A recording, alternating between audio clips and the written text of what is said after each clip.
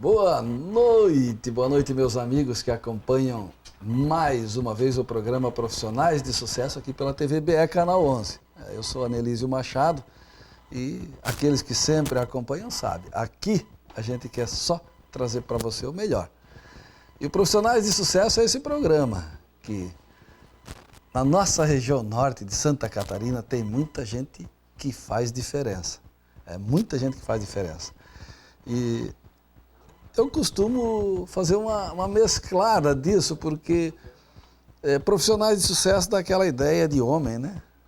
Profissionais de sucesso, mas a gente costuma trazer mulheres. E hoje uma mulher especial aqui, uma jovem ainda, que vem contar um pouco da sua história, da sua trajetória profissional. E que história!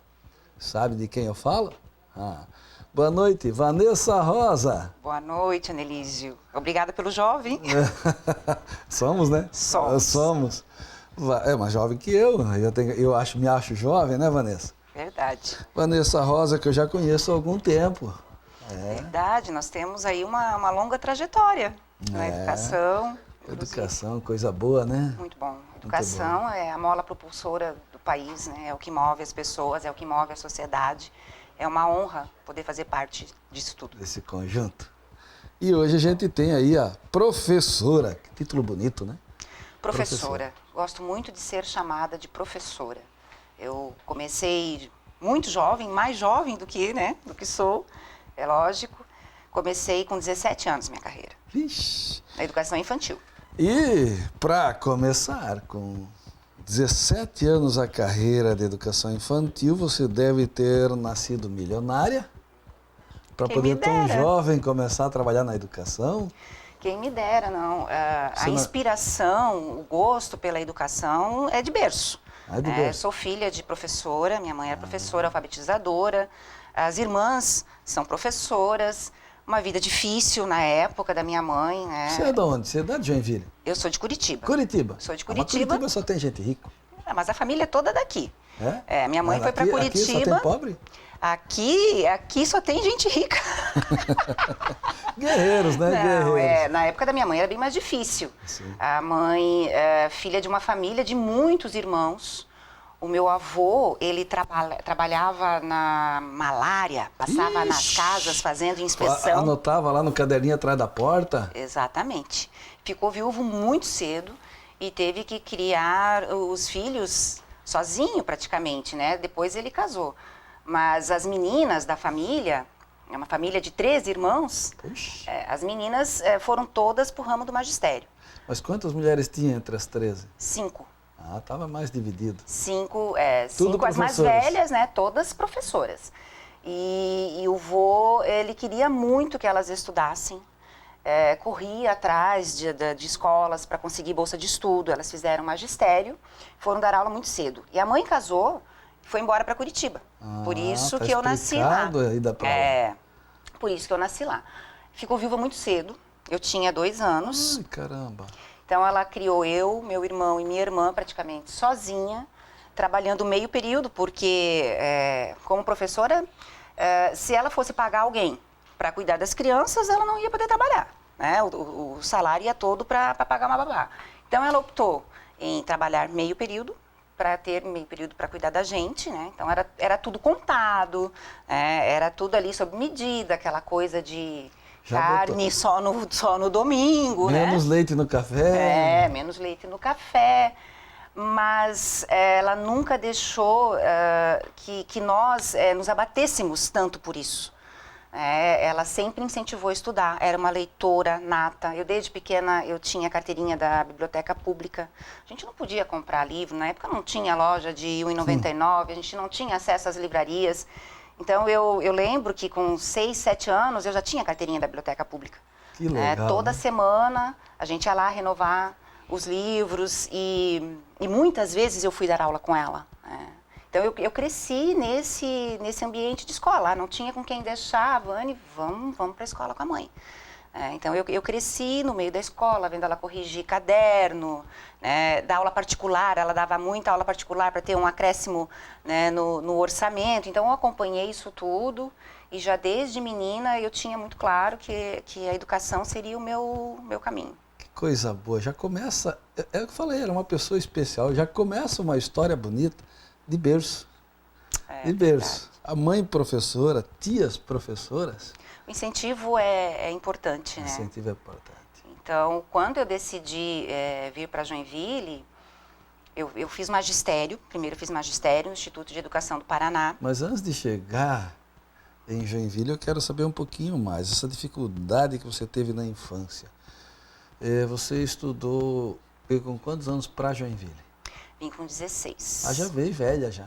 Vim, Primeiro dia que você é jovem, depois fica velha. Eu vim com 16, mas eu estudei sempre em escola pública. Escola pública? Sempre escola pública. Não tinha bolsa de estudo, essas coisas? Não, na época nós não tínhamos as políticas públicas de financiamento que nós temos hoje, né? Era tudo bem mais difícil. Eu estudei sempre em escola pública e acredito muito na escola pública. Eu tive também. Bons professores, nós tínhamos uma estrutura. É lógico que assim, ó, eu tinha alguns amigos na vizinhança que estudavam em outras instituições particulares. Sim. Também. E aí a gente sempre comparava um pouquinho o conteúdo que está sendo dado na minha escola, o conteúdo que está sendo dado na outra escola, mas isso não me deixava abater. Sim. Porque para mim o importante era estar estudando, e eu gostava muito de estudar, eu sempre fui muito estudiosa. Uma vez, num evento aí, riram de mim, porque eu disse que eu nunca colei. E é verdade, eu nunca colei. Nunca? Não. Colei. Eu estudava. Eu colei. Eu estudava. Dizem que quem cola aprende, né? Escola. Dizem que quem cola aprende, porque na hora que você está fazendo a cola, você está estudando ao mesmo tempo. Mas eu sempre gostei muito de estudar. E eu queria mais, né? Eu queria faculdade, eu queria o mestrado, eu queria fazer curso. Eu nunca neguei uma oportunidade de fazer o curso. Ofereci, eu estava lá. Eu sempre quis descobrir as coisas. Eu acho que a leitura, o estudo é um caminho para a gente combater a alienação, para combater a ignorância, para você não ser manipulado, né, para você ter uma visão de mundo mais ampla, conseguir ler nas entrelinhas. Esse sempre foi o meu fascínio, né? Então, quando concluí o magistério, e eu fiz o magistério no Instituto de Educação do Paraná, que é uma escola estadual, maravilhosa, maravilhosa. Eu tive uma base muito boa para fazer vestibular e não fazer cursinho. Então, quando eu vim para Joinville, eu concluí primeiro o magistério e aí eu vim para Joinville. Eu comecei o meu primeiro... Magistério, porque tem algumas pessoas que confundem magistério e pedagogia. Não, o magistério é a nível de ensino médio. Exatamente, que é para séries iniciais. É que na época o magistério nos habilitava a já fazer um concurso público e ingressar como professoras. Como professora do ensino básico? Sim. Fundamental? Exatamente. Agora não, né? Com a lei, com a LDB de 1996, a lei ela modifica, ela teve alguns artigos alterados, então os cursos de formação de professores a nível superior é que habilitam, né? Sim, pedagogia que habilita a trabalhar com as séries iniciais, mas na época não. Então eu fiz o magistério, vim para Joinville, eu cheguei aqui no final de 89. Então, meu primeiro emprego foi no escritório de advocacia. Eu trabalhei 3 meses como secretária e aí fiquei sabendo de um concurso que tinha para trabalhar com educação infantil no SESI. Fiz o concurso, passei e concomitante eu passei no vestibular para pedagogia. Na verdade, assim, eu queria fazer história, a princípio história. Né? Eu sou encantada por história. Só que na minha época, aqui em Joinville, só tínhamos 2 instituições de ensino superior. Sim, e eu sei disso. A CE e a FURG, que era lá no Bom Retiro. Eu sou moradora da Zona Sul. A FURG era longe e cara. E como a gente falou anteriormente, nós não tínhamos essas políticas de financiamento, né, de bolsas de estudo. 170, não tinha nada disso. ProUni, Unedu, nada disso. E a CE... era mais central e o curso de pedagogia mais em conta. Então, eu optei em fazer pedagogia. Né? Ali o Érico mas, assim, contigo, o Érico, nosso amigo, professor da assessoria técnica. Verdade, um beijo pro Érico. Mas, assim, não foi algo que me frustrou também, porque era a educação que eu queria. Sim. Eu queria ser professora. Né? Então, eu fiz o curso de pedagogia e fiquei alguns anos trabalhando na educação infantil. Depois eu passei para supervisora da educação infantil. Aí eu resolvi mudar completamente e fui para a supervisão de educação de jovens e adultos, que foi onde eu te conheci. Isso a gente vai conversar, vai conversar muito, porque aí tem muita coisa, né? Tem os desafios, né? Tem. A gente vai contar um pouquinho desses desafios também, mas antes eu queria voltar um pouquinho no cursar. Esse teu desafio porque muita gente pergunta, mas Anelísio, eu tenho que trabalhar, e aí eu preciso estudar. Hoje está um pouquinho mais fácil, mas no teu tempo, além da mensalidade alta, você morava onde na Zona Sul? Eu morava no Floresta. No Floresta. Para vir até aqui, perto do São José, do Hospital São José, o ônibus era de hora em hora. Sim. Nós Mas não olha tínhamos só, o ônibus, eu não morava tinha no Uber, não tinha nada. Uber, tinha bicicleta. Quantas vezes eu fui trabalhar de bicicleta? Essa situação que eu gosto de mostrar para o pessoal de casa, né? Como as pessoas de sucesso enfrentam no caminho a trajetória para se chegar ao sucesso, ela não é alguém te botou. Mas então, deixa eu te contar que eu morava no Floresta. Eu trabalhava de manhã na Petrópolis, então eu ia de bicicleta, ali pela rua Alfredo Wagner, e à tarde eu trabalhava num CI aqui na Dona Francisca. Olha só. Ali perto do Museu Sambaqui, não, mais para frente um pouco. Sei, passando lá perto da Escola Adventista. Onde era o Nova Era antes? Pra frente. Pra frente? Pra frente, lá no trevo da Dona Francisca ali, que vai pro Iririú. Quase no binário do Iririú. Isso, exatamente. Lá do Floresta, lá. Eu saía da Petrópolis, pegava um ônibus até o centro, até o terminal, e do terminal eu ia a pé. No terminal eu ia a pé, porque eu tinha que economizar. Não tinha esse negócio de embarcar no ônibus e pagar uma vez só? Não tinha integração. Não tinha integração. Pagava duas passagens. Eu ia a pé, aí trabalhava à tarde também com educação infantil. Eu voltava a pé para o centro e vinha para a faculdade. A pé também? A pé. Porque dali até a faculdade de ônibus. A pé, com a mochila nas costas, né?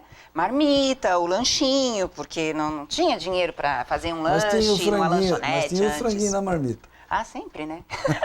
Uma bolacha Maria, alguma coisa tem que ter.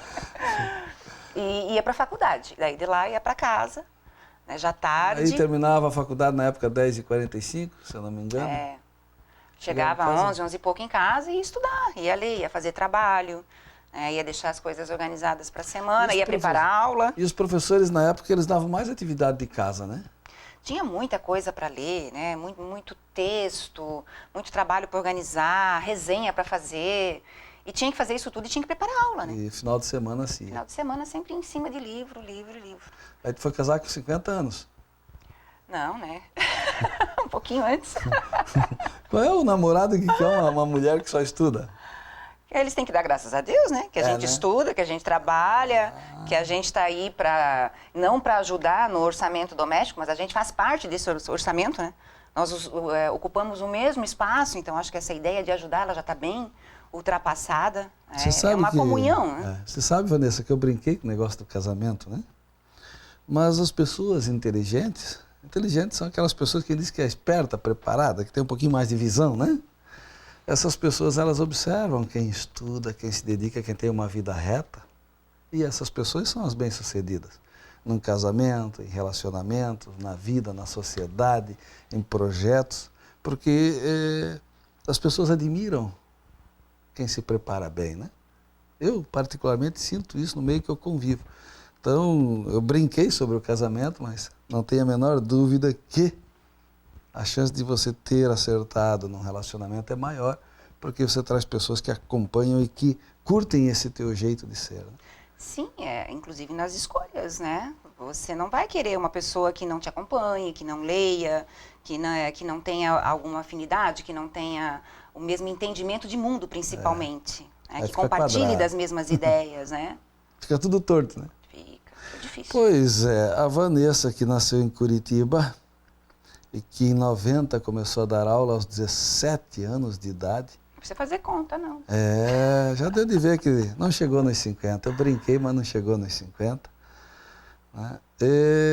Formada em pedagogia, formada no magistério e disse que queria fazer história. Não fez história.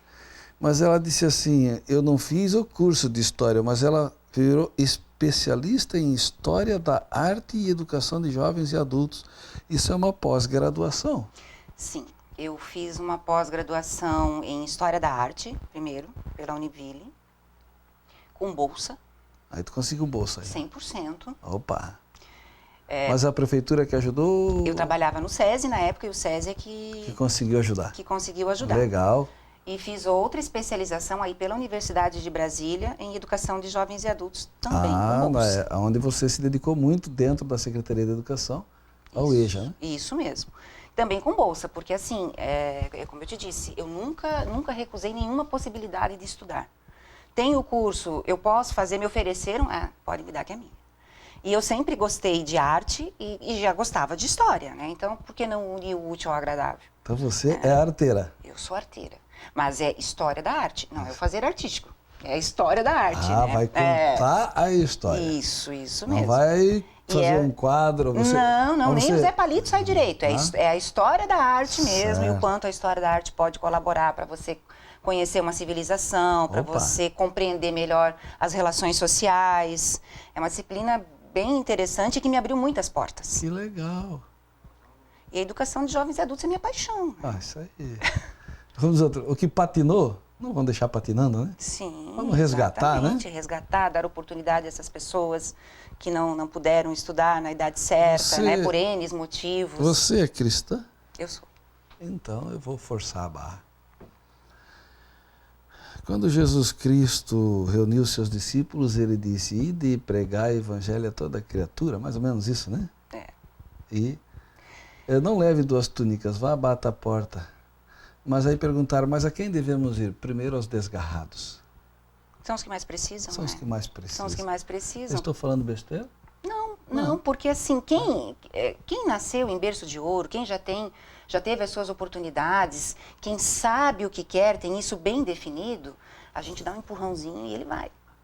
A gente precisa trazer esses que têm dificuldade de aprendizagem, que não puderam estudar na idade certa, que a família não deu apoio por N motivos, que a gente não está aqui para julgar ninguém, né? Exatamente. São esses que a gente tem que trazer para o nosso lado e mostrar que é possível. Que é possível caminhar, que é possível fazer, que precisa ter sonhos. Que coisa linda que você fala. Sonhar é fundamental. Que coisa linda que você fala, Vanessa. Isso é a verdadeira educação. E há 2000 anos atrás um homem pregava isso, né? Nossa, continua atual, né? Continua até hoje. Continua atual. Coisa que funciona. Vamos resgatar as pessoas que querem estudar. Vamos dar oportunidade às pessoas que querem estudar. E o ensino de jovens e adultos é isso, né? Eu acho que, fundamentalmente, a gente precisa acreditar no ser humano. Exato. Acreditar no ser humano, ter empatia. Às vezes dá raiva, né? Às vezes dá, mas é normal, mas é né? Normal, né? Somos humanos, Tem né? muita gente normal. boa, né? Vamos ajudar quem quer, né? Mas eu tenho que ter empatia, né? Eu tenho que me colocar na situação do outro. Exato. Eu tenho que entender que aquele ser que está ali é um ser da mesma espécie que a minha. Exato. Né? Então, por que eu vou me colocar num patamar acima? Eu tenho que ajudar. A gente tem uma responsabilidade social, Nelísio, porque eu penso assim que o que a gente não cuida hoje, né, essa rapaziada que às vezes não conseguiu estudar, que está com dificuldade, enfim, por N motivos, a gente não pode virar as costas. Porque o problema é que eu não cuido hoje, volta para mim amanhã. Com certeza. Em outras formas. Com certeza. Então, a gente tem uma responsabilidade sobre isso. Nós vamos dar uma paradinha nesse papo gostoso, Vanessa, que conversar contigo é uma alegria. Obrigada. Tá? E a gente vai pedir a água. Eu estou com sede, eu quero aquela água lindágua aqui que vai matar a minha sede e vai fazer com que a gente fale com mais alegria ainda. Né? E a gente volta em 2 minutos para contar essa tua história, porque você não parou de estudar depois da especialização, você disse eu quero mais. E eu conversava aqui nos bastidores contigo e você já tem outros sonhos. O pessoal de casa vai acompanhar essa guerreira. É uma guerreira. Nós estamos falando de Vanessa da Rosa. Uma profissional de sucesso, com certeza. Voltamos em 2 minutos.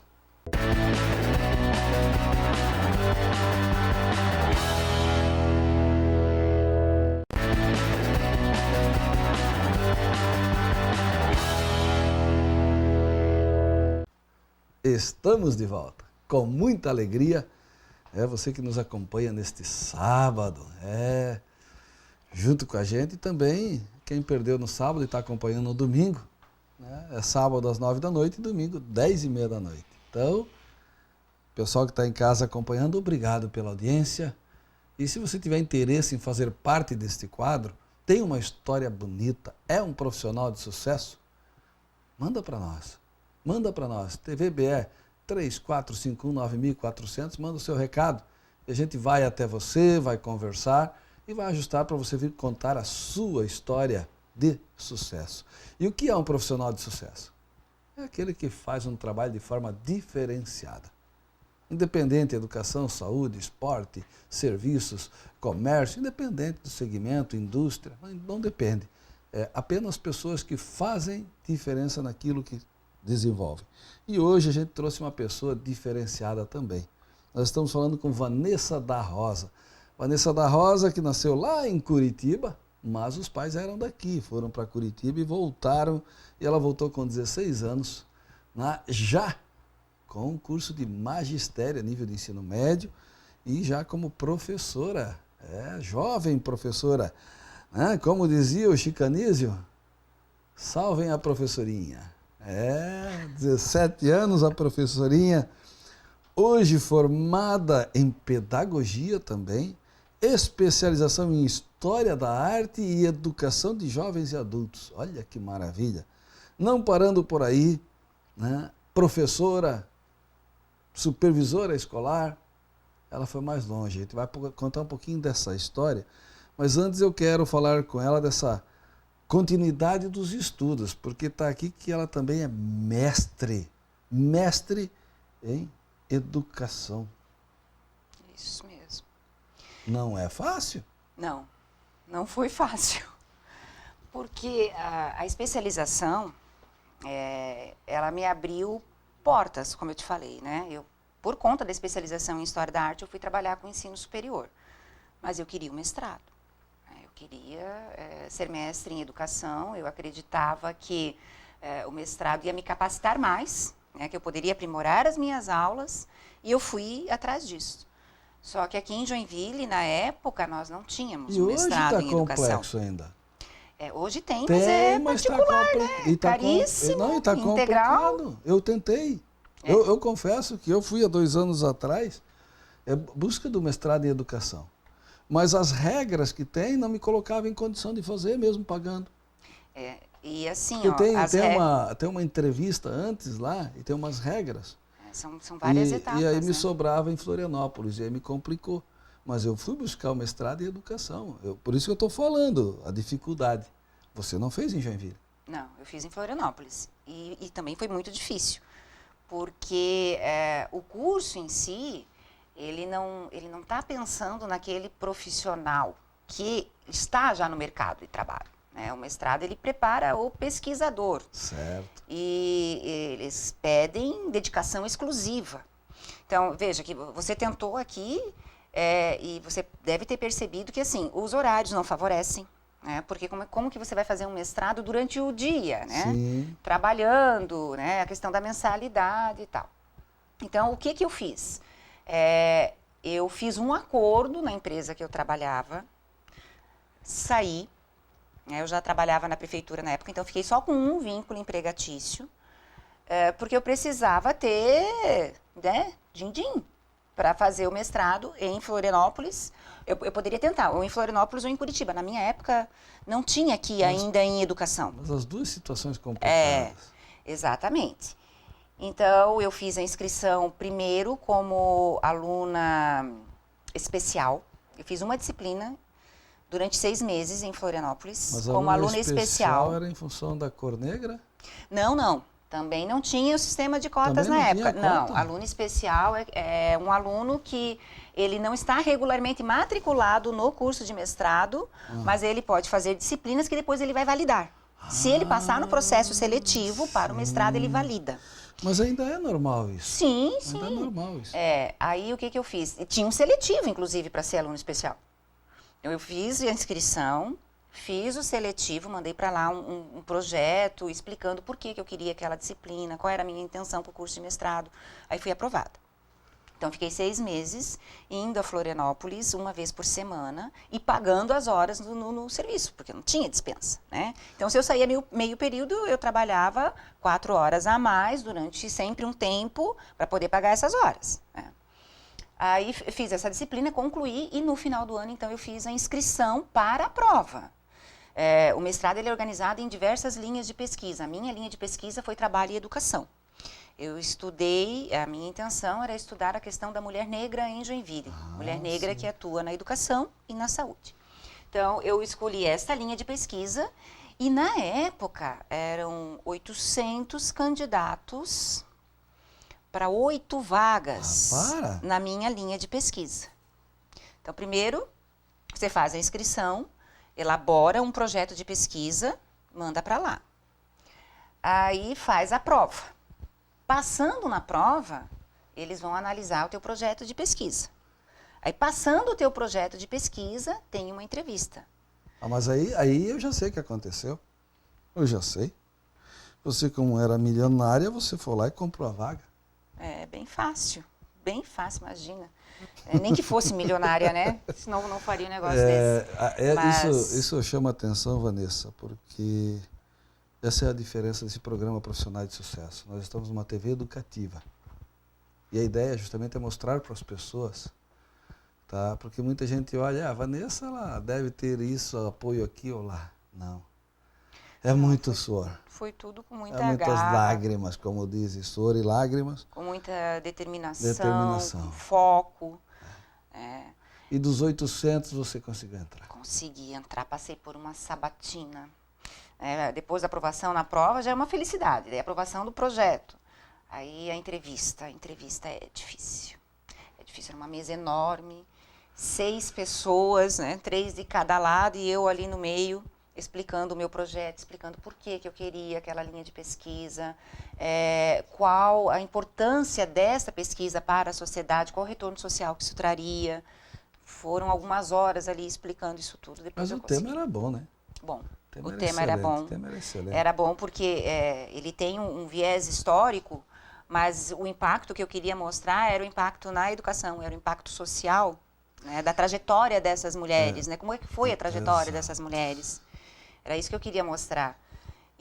Mas a dificuldade não parou por aí, né? Porque uma vez aprovada, você tem que ir a Florianópolis toda semana. Mas você fazia 2, 3 dias por semana, porque o mestrado normalmente não é todo dia.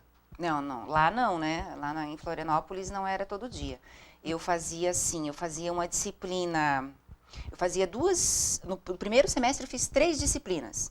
2 no mesmo dia, uma de manhã, uma à tarde e a outra de manhã. Então, tipo assim, eu saía daqui segunda-feira, 11h30 da noite, para começar lá às 8, fazia uma disciplina às 8, aproveitava, tirava o cochilo no ônibus? Às vezes, mas às vezes eu ia de carro, porque eu tinha que voltar para dar aula. Então, eu não podia... Isso faz quanto tempo? Foi em 2006. Já era duplicada, né? Era duplicada. Eu preferia sair daqui às vezes às 11, 11h30 da noite, que tinha menos trânsito. Sim. Porque eu trabalhava até às 10, daí ia para lá para ter aula cedo, estudava o dia inteiro, no outro dia de manhã, e meio-dia já voltava para continuar trabalhando. E essas horas todas pagando depois. Então, assim, muito texto, muita coisa para estudar. O mestrado, ele te tira os cabelos, assim. Porque é muita pesquisa, é muita coisa. Mas é possível. É possível. Eu escuto, assim, muita gente dizendo, mas o mestrado é difícil, é difícil, é difícil. É difícil, não é simples. Mas a gente precisa de disciplina. Sim. A gente precisa de disciplina, a gente precisa de organização. E de ter certeza que é o que você quer. De fazer o que gosta. E você sabe que o mestrado ele não dá lucro para as instituições de ensino. Não tem como dar lucro. Infelizmente, na maioria das vezes, nem para os professores. Ela é um projeto... Em termos financeiros, exato, né? Ela é um projeto que o governo deveria ter um apoio a mais nesse processo para as instituições de ensino e para os alunos. Por quê? Como a gente tem uma instituição de ensino, a gente sabe a importância de um mestrado, né, na própria avaliação do MEC e os professores mestres, o quanto eles agregam a uma instituição de ensino. Mas o custo para se formar um mestre dentro de uma instituição de ensino, por isso que aqui em Joinville ainda não tem tantos mestrados, porque a universidade ela tem que ter o número mínimo de formandos em mestrado. Mas é caro, porque o número de alunos é pequeno, é pura pesquisa, Tem que ter uma estrutura, Quem né? De trabalha, estagiários, de departamento de exato. pesquisa, né? Quem O trabalha, investimento na pesquisa. os orientadores são doutores. Sim. Então, quer dizer, você começa a fazer toda essa conta, né? Não é fácil. E aí nós temos que pensar nessa linha a nível de Brasil. Eu penso que o Brasil tem poucos doutores e mestres. O Brasil tem que começar a pensar a educação como um investimento, não como gasto. Não como gasto. Não como gasto, isso né? mesmo. É preciso investir. E aí você conseguiu concluir esse mestrado, então, aos trancos e barrancos. Quanto tempo? 2 anos e meio. 2 anos e meio. O tempo normal é 2 anos ou era 2 anos e meio o teu? Não, o tempo normal é esse mesmo. Já era 2 anos e meio. Tá. E eu concluí em 2006, em abril de 2006. Final de abril de 2006, a minha filha nasceu em maio de 2006. Eu estava quase ganhando neném já. Mais isso. Aham. E o teu marido suportando? É opção dele, foi opção dele, né? Não amarrei ninguém. É brincadeira, né? É guerreiro. Mas é isso aí. Olha, Vanessa, esse é um exemplo. Acho que profissionais de sucesso podiam ser, às vezes, guerreiras de sucesso também. Seria legal, mulheres de sucesso. Mulheres guerreiras, né? Mulheres guerreiras, porque isso é guerreiro. E é isso que a gente gosta de mostrar para o povo. Muito bem. Então, primeiramente, tá? Você já explicou para nós o gosto de onde veio por ensinar. Isso vem de berço. Da mãe, das tias, uma referência. Me perguntaram uma vez, quando em 98 eu comecei a Assessoritec, Anelísio, você é que montou aquela escolinha? Essa foi uma pergunta que me fizeram, eu não vou dar o nome para não ficar ruim, porque essa pessoa é conhecida em Joinville. Trabalhou comigo, foi professor do meu lado. Aquela escolinha que engana o povo. E eu respondi. E se essa pessoa estiver assistindo, ela vai lembrar. Eu disse, olha, a minha escola não é a melhor do mundo. Nós estamos iniciando um projeto de educação. Teremos muitos erros. Mas uma coisa é certa. Quando um pai ou uma mãe, porque nós começamos com EJA, você sabe que o nosso trabalho foi com jovens e adultos. Quando um pai vem para a escola, pega a nossa apostila e um caderno, e estuda 2 dias por semana. E ele chega em casa, bota o caderno em cima da mesa, o filho vem com a caneta e um papel e diz, pai, posso estudar contigo? Não existe maior exemplo, maior meio de ensinar do que o exemplo. Eu não acredito em melhor forma de ensinar do que o exemplo. Por isso, os professores são exemplos sempre em sala de aula, e os pais têm que ser o primeiro exemplo para os filhos. Então, quando um pai ou uma mãe pega um caderno e bota em cima da mesa para estudar, automaticamente está fazendo parte de um processo de mudança da sociedade. E a Vanessa é prova viva disso. Acabou de falar isso para nós. Então, eu não errei. Eu falaria, se a Assessoritec hoje é uma das maiores instituições do norte catarinense. Eu lembro bem do teu início. Algumas vezes a gente trocou ideias em relação à metodologia para a educação de jovens e adultos. Sistema do Telecurso 2000 que nós implantamos. Que era maravilhoso, porque a metodologia do Telecurso era diferenciada. A forma como as aulas eram planejadas eram diferenciadas. E muitos formandos. Eu lembro quando você enchia os ônibus para levar, para certificar em Curitiba. E eu implantava nas indústrias. Que desafio, uma parceria muito bacana. Que desafio, né? Aliás, nós trocávamos muita figurinha na forma de trabalhar aquele conteúdo que era muito bom. Porque o conteúdo... Formação dos professores. O pessoal diz, os vídeos são muito bons, a apostila é muito boa. Mas para aí, livros você encontra em tudo quanto é lugar, vídeos você encontra em tudo quanto é lugar. Agora, como eu vou trazer aquilo para o cotidiano? Como eu vou fazer as pessoas se envolverem no processo? E isso, a Vanessa era uma parceira nessa troca de ideias? Exatamente, por isso que eu digo, a metodologia ela era diferenciada. O professor que conseguia conduzir aquilo de uma forma assim, mais concreta, né, para o aluno. Porque pensa, o nosso público é daquele jovem que trabalhou o dia todo, que está cansado, ele não vai chegar na escola e ficar ouvindo o professor falando, que ele vai dormir. Então, a maneira como o professor se apropriava daquela metodologia fazia toda a diferença. E fez, com certeza, e faz até hoje a diferença na vida de muitos jovens. Você é um exemplo disso, né? Olha como é que está a Assessoritec hoje. E a tua persistência, né, Anelísio? Teimoso? Não, você não deixou ninguém te desanimar, te colocar para baixo. Então, Vanessa, essa é a nossa alegria de estar entrevistando a Vanessa, porque ela é testemunha viva, né, de quanto é importante ter dentro de casa um livro, um caderno. A gente educa pelo exemplo. Pelo exemplo. Vanessa, eu não sei o tempo aqui, meus parceiros, eu me perdi no tempo aqui. Né? 3 minutos ainda para fechar esse bloco, né, Vanessa? Que senão a gente se perde no tempo aqui, o pessoal de casa também já está preparando o cafezinho lá do final da noite, para ir descansar, o chazinho, né? Então, pois é. Então você, depois que fez tudo isso, né, mas eu queria, no próximo bloco, entrar com você conversando e provocar o povo de casa, porque você, além de professora, que você adora e diz que adora até hoje, você entrou no ramo da supervisão educacional. O que é o supervisor educacional dentro de uma instituição de ensino? O supervisor, ele trabalha com a formação dos professores em serviço. Então, o supervisor é aquele apoio que o professor precisa todos os dias, o que ajuda a planejar uma aula, ver um texto, uma metodologia diferente, precisa um vídeo, precisa algum acessório para melhorar essa dinâmica de sala de aula, que organiza as reuniões pedagógicas, que está ali para dar o suporte ao professor, organizar cursos, é o que trabalha com essa formação em serviço. A gente rompe com aquele conceito do supervisor antigo, né? Que entrava para fiscalizar, que sentava lá atrás com um caderninho e a caneta e ficava anotando a aula do professor, e o professor, né, já perdia o rebolado, porque, né, sabia que estava sendo avaliado. Hoje a gente não tem mais essa visão do supervisor. O supervisor é um apoio para o professor nas questões pedagógicas, nas questões com os alunos, com as famílias. Essa palavra supervisor talvez deveria ser... Supervisão, enxerga tudo. Substituída, né?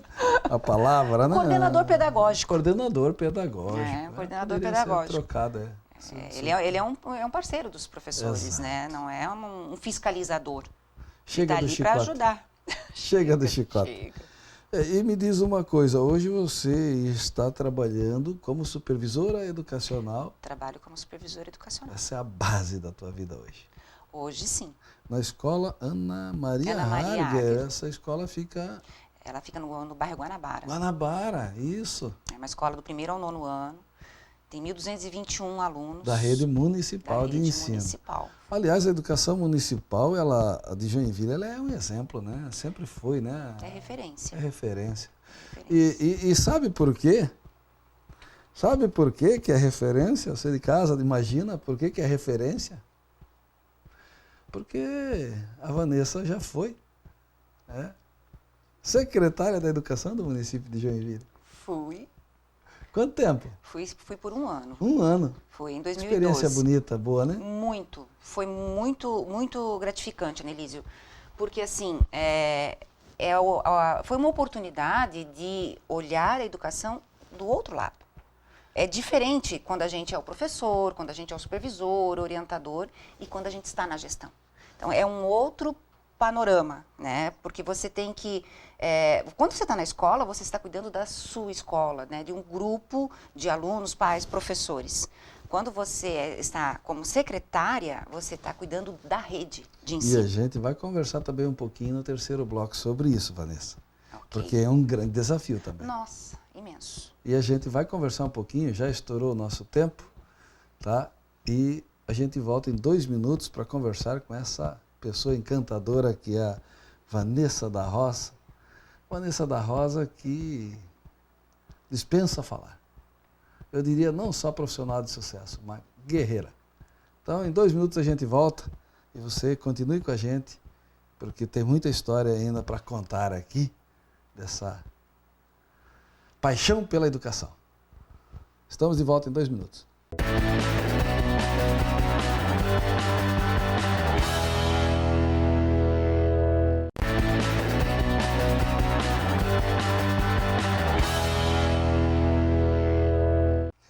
E estamos de novo aí com você de casa. Obrigado por acompanhar conosco, né? Sempre aos sábados das 9 da noite e aos domingos reprisa às 10h30 da noite.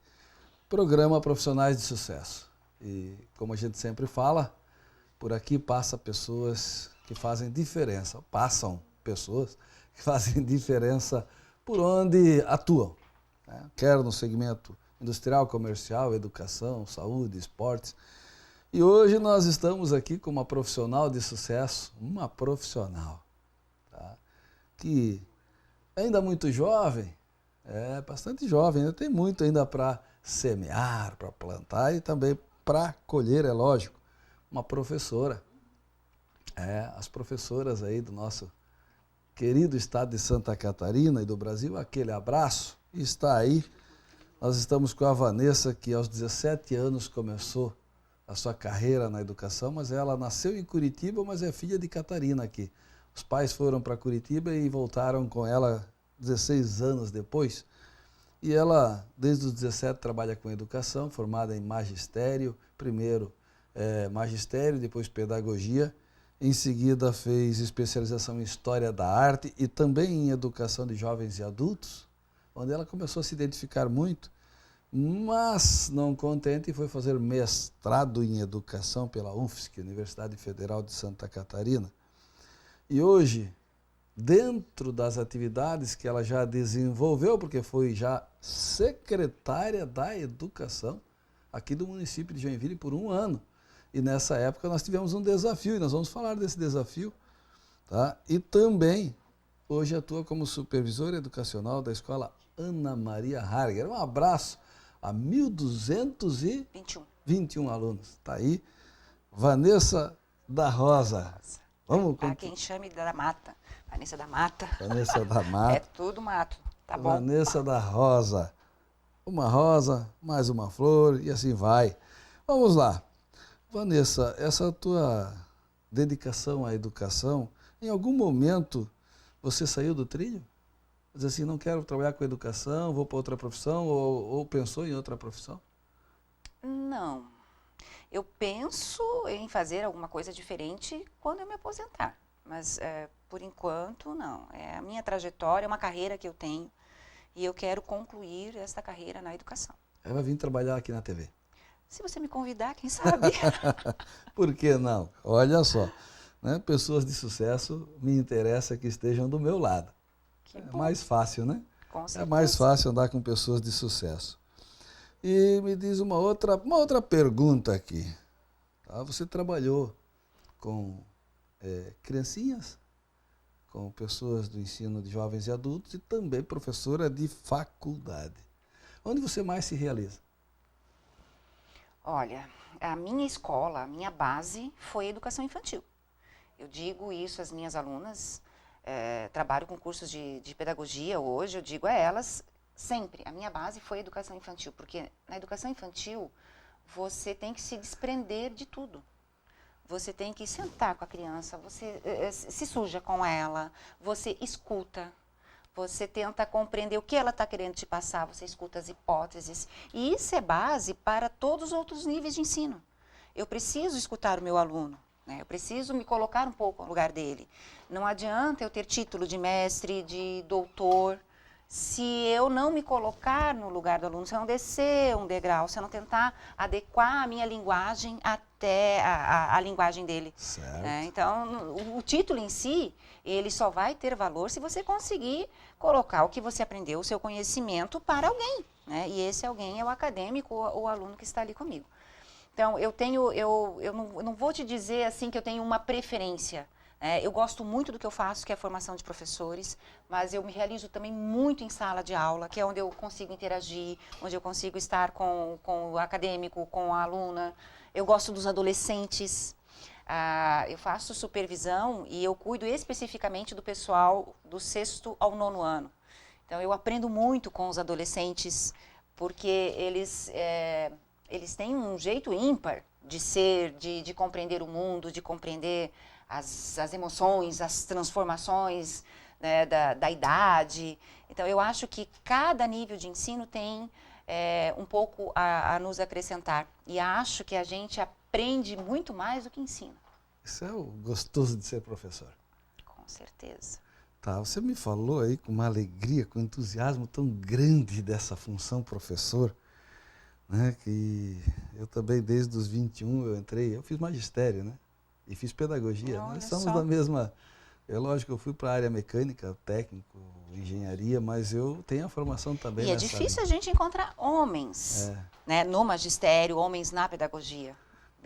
Bem complicado. Eu fiz no início por uma necessidade para terminar o ensino médio e comecei a gostar tanto da função educador que entrei na educação e não saí mais. E quando eu vejo você falando com esse entusiasmo, me dá uma alegria tão grande, porque esse é o verdadeiro professor, né? E eu vejo que você não faz como sacrifício. Ah, hoje eu vou ter que dar aula. Meu Deus, aquela molecada. Ai, aqueles adultos que não me aguentam, eu não aguento mais eles. Ai, esse salário que é baixo. Meu Deus, o professor se mata, ganha pouco. Você sabe que, infelizmente, tem professor que faz isso que eu estou fazendo, né? Agora, nesse momento aqui. Vai e reclama daquilo que está fazendo. Não é isso que eu percebi em você. Desculpa o professor que eu falei isso e que está cabendo a carapuça, como diz o outro, está servindo a carapuça. Mas a maioria dos professores, graças a Deus, eles têm uma coisa diferente, acho que é de Deus isso, de eles fazerem isso pelo outro lado, não muito pelo valor financeiro que recebe, mas pelo amor. É fundamental gostar do que faz, né? Amar o que faz é fundamental. Estudar muito, eu sempre falo e reflito sobre isso, porque às vezes, Anelísio, para muitas pessoas é muito simples ser professor. E não é. É muito mais tempo de transpiração do que de sacerdócio. Porque você tem que gostar, é fato. Não tem como você estar numa profissão que você não goste. Mas você precisa saber fazer. Né? Então, para isso, você precisa estudar. Se preparar. Se preparar, e eu acho que a nossa sociedade carece de compreender um pouquinho mais isso e respeitar mais os professores. Eu acho que a gente vive um momento de muita desvalorização do profissional da educação. Sabe? Quem não conhece o que a gente passa, não deveria falar. Porque a gente estuda muito, a gente leva serviço para casa, a gente faz, às vezes, a função de pai, de mãe, de psicólogo, de tio, de tia. Às vezes, a gente acaba fazendo a função que é da família. E a Constituição é tão clara, né, no seu artigo 5º, se eu não estou enganada, que educação é dever do Estado e da família. Então, eu acho que a gente precisa respeitar mais os professores, valorizar mais, porque me diga uma profissão que não passou pelas mãos de um professor? E por que as pessoas se acham no direito de entrar na sala de aula e dar de dedo na cara do professor e dizer assim, você tem que fazer assim, você tem que fazer assado? Você não faz isso com os profissionais. Não. Por que conosco? Então, por isso que eu digo que quanto mais a gente estuda, mais a gente se fundamenta e menos pessoas vão interferir no que a gente faz, porque eu estudei para isso. Então, a autoridade dentro da sala de aula sou eu. Exato. Eu acho que essa valorização, ela não é só financeira. Financeira é lógico que precisa.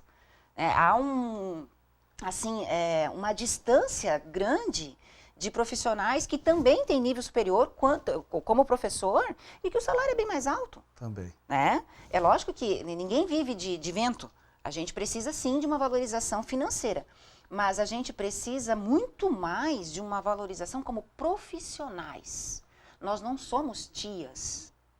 Sabe, essa concepção de tia, do cuidar, que a educação infantil ela não ensinava, ela só cuidava, isso tudo a gente já ultrapassou. As pesquisas estão aí, os livros estão editados. Eu acho que a gente conseguiu avançar sobre isso. Mas há algumas pessoas que insistem em nos chamar de tia. Nós não somos tias. Nós somos profissionais. E nós estudamos para ser profissionais. Mas você sabe que a origem da tia de onde vem? Pois é, mas assim, isso foi um momento histórico, mas né? Porque uma concepção. Mas os pais precisavam deixar os filhos com alguém e o único jeito de deixar é dizer que é uma tia. Isso, exatamente. Quer dizer, na verdade eu estou jogando a responsabilidade para o professor, Mas o professor não pode ser falado professor que talvez pese, então, tia, mas nós temos que educar os nossos filhos, não para ser príncipes.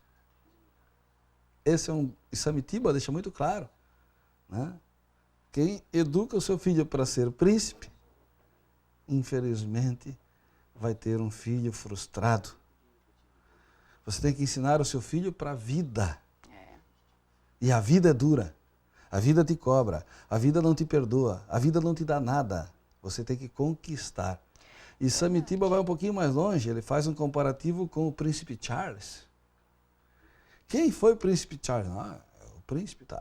Quando ele chegará a rei da Inglaterra? Só quando a sua mãe morrer? E o pior, ele vai morrer antes da mãe?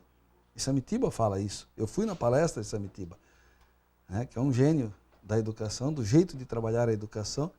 Seus livros são muito bons, não estou aqui para defender o livro dele, mas eu acompanhei um pouco o trabalho e a visão dele. Né? Nós não podemos forçar o meu filho a ir a algum lugar e enganar ele dizendo que é tio, tia. Você vai para um local para crescer na sua vida. A escola é um berço da educação, onde você ali vai buscar o conhecimento e te orientar para a vida, para as coisas difíceis, para as coisas boas. Quando uma criança briga com a outra na escola, o pai não pode questionar a escola. Ele tem que ter esse bom senso de entender a cultura de uma criança, a cultura da outra criança e achar um meio termo e dizer para o filho, essa é a vida que tu tem. Não é para bater de volta. Você tem que aprender a conviver, que terá pessoas no teu mundo que farão isso. Sim, que vão pensar diferente de você, que vão gostar de outras coisas, que às vezes há uma inversão de valores, né? Eu penso que a escola, fundamentalmente, o professor em si, ele tem que trabalhar o pensamento, ensinar a pensar, a buscar, mostrar os caminhos, encontrar os caminhos. Jean Piaget chamava isso de sujeito cognoscente. É o sujeito que pensa, é o que busca, é o que vai atrás, porque a gente não pode ter, assim, robôs, a gente não pode ter aquele cidadão que ele só funciona alienado. Se ele tiver... Exato. Alienado, não pode. Ele só funciona se tiver comando. Então ele não consegue construir autonomia. Como é que ele vai fazer uma entrevista de emprego? Como é que ele vai se posicionar no mercado? Como é que ele vai trabalhar em equipe? Então, eu acho que saber pensar é fundamental. Estimular o pensamento, estimular a busca, a pesquisa. Quem sabe onde buscar, vai. E aí eu quero ir discorrer em um tema que você... Tá? Eu acho que teve alguns momentos que marcaram na tua vida até aqui, mas eu vou arriscar. Eu acho que como secretária da Educação deve ter sido um momento mágico. Né? Foi muito, muito gratificante. Por N motivos. Né? Primeiro, eu posso te dizer que não foi fácil, porque mulher, né, como mulher, quantas negra, secretárias da Educação teve Joinville até hoje? Quando eu fui secretária, anteriormente tinha sido a dona Iraci Schmidlin, se eu não estou enganada. Somente ela? Só. E depois foi você? Aí fui eu. Então só duas até hoje? Não, hoje temos a Sônia Facchini, que é... Agora, né? Agora, mas até então... Duas, né? Então, como mulher, já foi uma barreira rompida, né? E a outra? Como negra, nem se fale. Imagina. Né? Como negra, nem se fale, porque ser mulher já é difícil na nossa sociedade, que embora a gente discuta muito, é extremamente machista. Ser negra, então, você quadruplica a dificuldade. Mais na nossa região, que nós não somos, na nossa região, predominante negro. E sim, uma região de colonização. Agora, eu acho que foi germânica. Mas foi muito gostoso isso, porque você, na Secretaria da Educação, teve que ir para o Jardim Paraíso, para o Ademar Garcia, lá para a Estrada Mildau. Vamos botar a periferia de Joinville. Por que eu estou botando a periferia? Porque lá você tem as culturas de várias regiões do Brasil, não é só de Santa Catarina. Sim. Muita gente do Paraná, muita gente que veio do lado do Nordeste. Como é que é coordenar uma cidade do tamanho de Joinville na educação, com tantas culturas dentro da educação básica? Porque você trabalhava lá do 1º ao 9º ano. A criança infantil. É a infantil, a criança... Do CI até o 9º ano. Ela chega, tem o CI também, que desde os 2 anos? a partir ali dos 4 meses, a criança já pode Já para o pode ir pro CI. CI. Agora, obrigatoriamente, a partir dos 4 anos. Né? Sim. E como opção dos pais, ali nos 4 meses, ele já pode matricular. Então, você imagina a diversidade de cultura, ajustar Sim. tudo isso, quer dizer, o trabalho que é, e tentar ser igualitário, porque você pega uma condição de uma criança num bairro Iririú, que é um bairro já mais antigo, né, com uma estrutura um pouquinho melhor, e vai lá para um outro bairro que é um pessoal que veio de fora, que fez um loteamento novo, lá foi construída uma escola, e um desses exemplos, quando você estava na Secretaria de Educação, foi a época do Trentino, né, que nós esbarramos e a assessoria técnica acabou cedendo o espaço do Itaú. Que foi um desafio grande, porque ali foi do dia para a noite, foi construído praticamente uma cidade, um bairro do dia para a noite ali, né? Assim, ser secretária da maior cidade do estado de Santa Catarina, a maior rede pública de Santa Catarina, já é um desafio imenso, né? E aprendi muito nesse período. Essa diversidade que a gente tem em Joinville, essas características peculiares de cada bairro, que nos tornam uma cidade tão alegre, gostosa, promissora e assim que oportuniza as pessoas conviver com o diferente, e entender que cada cultura, cada região tem a sua beleza, que não existem culturas melhores nem piores, existem culturas diferentes. E para o professor isso também é um grande desafio, porque é muito diferente você dar aula no Pedro Ivo Campos, por exemplo, no Costa e Silva, e você estar lá no Jardim Paraíso, ou você estar no Itinga, ou você estar no Bemevalt. Você não vai ser o mesmo professor, os alunos não são os mesmos. E as culturas são muito diferentes. Temos agora também os haitianos, que estão frequentando as nossas escolas e nos ensinando muita coisa. Sim, com certeza. Então, essa diversidade é fundamental, inclusive para estruturar o trabalho em relação aos recursos, às políticas públicas, às políticas pedagógicas. Veja que o IDEB, que é o Índice de Desenvolvimento da Educação Básica, ele sempre fica muito em evidência, né? As escolas que têm os melhores IDEBs, em que região de Joinville estão essas escolas, quem são esses alunos, quem são esses professores.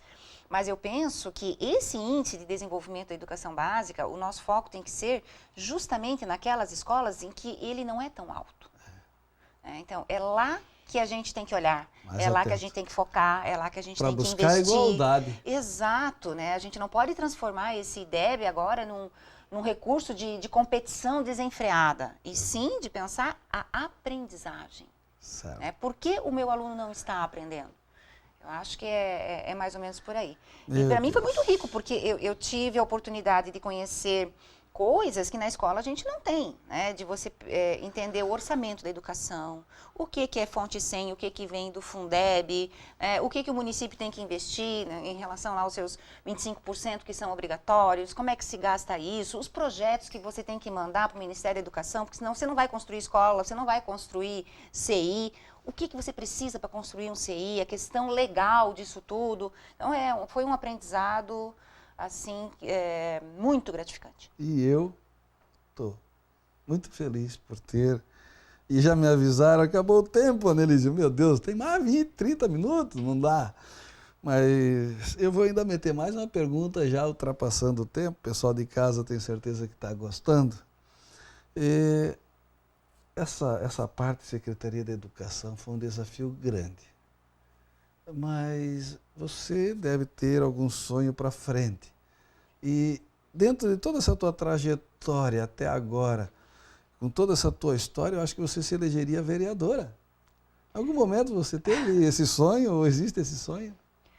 Já me perguntaram, já me questionaram algumas vezes em relação a isso. Mas eu acho que agora não. Eu quero concluir a minha carreira na educação. Mas não para isso? Não para? Tem um tempinho ainda para me aposentar. Aí eu vou ver o que eu vou fazer. Se vai ser a vida política, ou se eu vou fazer design de interiores, que eu gosto muito. Olha só. Como mobiliário, eu gosto de decoração, eu gosto de ver casa, dessa parte de jardinagem. Aí eu vou pensar, mas por enquanto não. Que legal. Tem sonhos ainda, isso é importante, né? Os sonhos não podem parar, né? Eu conversava com uma pessoa, não vou dar o nome aí para não ficar ruim, hein? Mas ela dizia assim, disseram para ela, tu não acha que tu está muito velho para fazer o que tu estás fazendo ainda? E a frase, o homem só percebe, aliás, o homem só fica velho quando envelhece o seu espírito. Ah, eu concordo. Né? Eu concordo. E eu diria, não é o homem, é o ser humano. As mulheres também. Não deixe envelhecer o espírito. Então, Vanessa, foi muito gratificante estar conversando contigo. Eu saio daqui muito feliz porque você disse que o professor aprende muito com o aluno e o entrevistador aprende muito com o entrevistado. Eu quero te agradecer e eu quero deixar a câmera para você mandar um abraço para os amigos aí, fica à vontade. Hein? Eu que agradeço, Annelise, a oportunidade de estar aqui, de falar um pouquinho de mim, contar um pouco da minha história. Eu espero que eu possa ter inspirado outras pessoas a buscar por seus objetivos, a não deixar de sonhar, a acreditar que é possível, porque eu acho que a gente morre um pouquinho cada dia quando a gente deixa de sonhar. Né? O sonho alimenta a nossa alma. Eu acho que é esse o recado que eu queria dar, agradecer mais uma vez a oportunidade de estar aqui, te parabenizar pelo programa, pela tua trajetória profissional, você é cidadão aqui da nossa cidade. Eu sinto que você tem um amor por Joinville que eu acho muito bacana. Você é muito importante para a gente. Eu te agradeço. Tuas palavras. Encerramos esse programa de hoje com muita alegria e olha, alegria de verdade. A cada dia que eu faço o programa aqui, mais eu quero fazer esse programa. Porque as pessoas que vêm aqui a cada sábado que a gente está aqui entrevistando alguém, faz a gente refletir, faz a gente pensar muito em como a gente pode ajudar o próximo. Obrigado a você de casa que nos acompanhou. Obrigado, Vanessa. Obrigada a você. E próxima semana estaremos de volta com mais um Profissionais de Sucesso.